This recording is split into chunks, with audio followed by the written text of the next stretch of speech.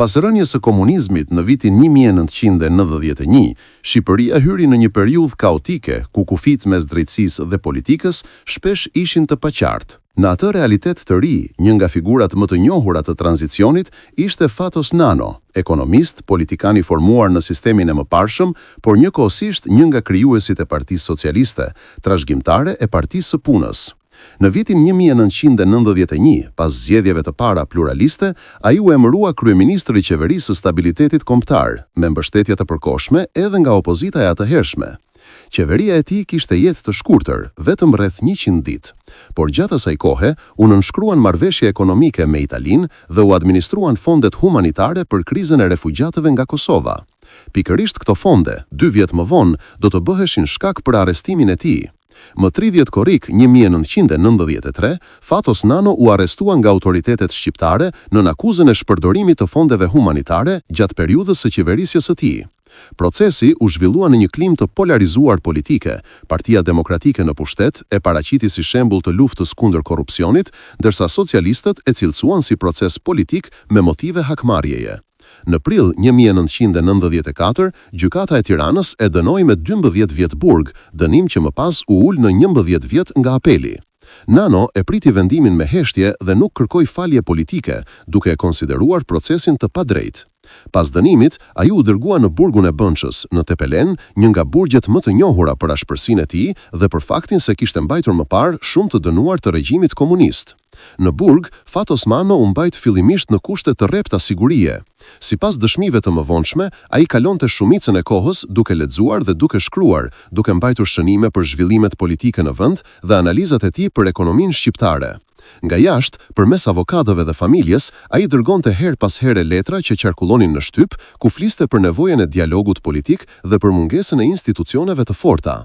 Burgu i Bënçës përfshinte të dënuar të llojeve të ndryshme, ish zyrtar të sistemit komunist, ordiner, madje edhe njerëz që kishin qenë në pozita të larta shtetërore. Në një klim të tillë, konfliktet ishin të shpeshta. Në një moment gjatë vitit 1995, shpërtheu një përplasje mes grupeve të dënuarve, ku u rrezikuan disa nga figurat e njohura të burgosura në atë kohë. Sipas një rrëfimi që vet Nano ka përmendur më vonë në një intervistë televizive, gjatë trazirave, një i dënuar nga Kuksi, Naim Zyberi, ndërhyri dhe ndaloi turmën që po afrohej drejt qelisë ku ndodheshin ai dhe Ramizalia. Ky episod mbeti i njohur në kujtesën publike si rasti kur një i dënuar shpëtoi 2 ish udhëheqës shtetëror nga dhuna e të tjerëve. Kushtet, qëndrimi dhe ndikimi ndërkombëtar, Nano refuzoi të kërkonte falje politike. Ai kërkoi rishikim të çështjes përmes gjykatave, duke pretenduar se dënimi ishte i pambështetur në prova konkrete financiare. Gjatë viteve të burgimit, ai komunikonte me botën e jashtme përmes librave dhe vizitave të rralla familjare. Në disa letra të ruajtura më vonë, përshkruhet përditshmëria e tij e qetë dhe qëndrimi i përmbajtur ndaj regjimit në pushtet. Ndërkohë, brenda dhe jashtë Shqipërisë, shumë organizata ndërkombëtare dhe diplomatë evropian e konsideruan rastin si proces politik.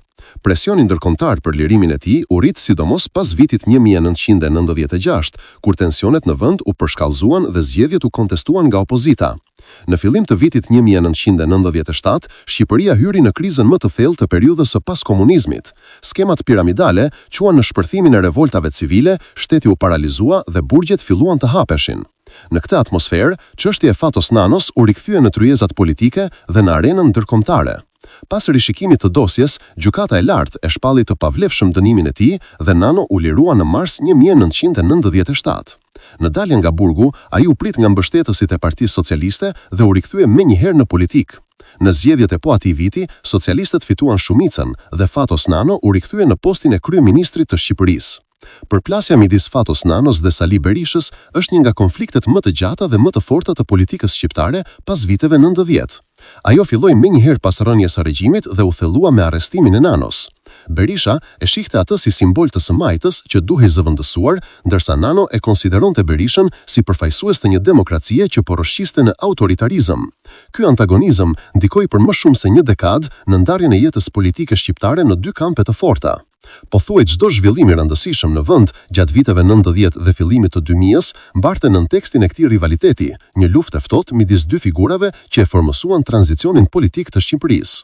Në vitet pas 2000-s, Nano mbajti disa herë postin e kryeministrit, herë si kompromis politik, herë si rikthim për stabilitet. por gradualisht brenda Partisë Socialiste nisën të shfaqeshin figura të reja. Ndërto, një emër i ri, Edi Rama, ministër kulture, ish artist dhe figure jashtë politikës tradicionale. Nano e mbështeti publikisht, duke e parë si frymë të re në parti. Pas disa vitësh, Rama do të zinte vendin në krye të Partisë Socialiste, ndërsa Nano do të tërhiqej nga politika aktive.